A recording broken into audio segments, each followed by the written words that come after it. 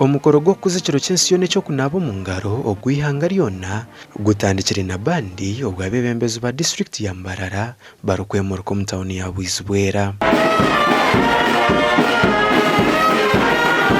One of the reasons why the outbreak is escalating is because we are not doing the right things as community.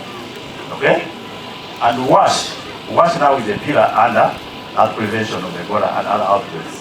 This is the time for us to rebirth hand washing, and this is the right time so that we can reduce on the disease, on that Ebola. Cyrus Augun uri omwishingiro wa municipality kandi orukurra akakiiko ka parliamentary wash forum nahiga buri munya-Uganda okwenyigira omu kunaaba omungaro na sabuni. Thank you very much. Those who are in the church and religious settings, before you pray, wash your hands.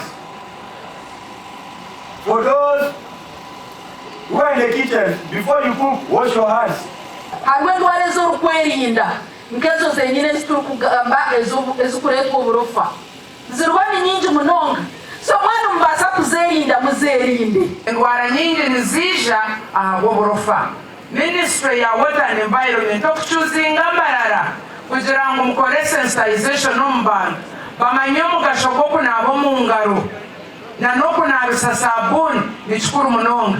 Omu mwaka gw'2021 okunaaba omungaro mu Uganda kukaba kwemerera aha bucweka 47 kandi omwaka ogushumire kwaza aha bucweka 38. So mwene muri tugenda amara mu kugira ngo okwerinda nikucara okutambira twamanye ekyo ibintu byana bija kuba bigendo misho kunga ntumanya ngo embera tinungi yo gura sabundi even namiza mwe tibina mizi gokuni tugezaho kugambira abantu okunaaba engaro kwenda ngu tukabasa kwehara oburwire obukuretwa engaro zitu. Aha bwa TV West and Aidan Bataringaya.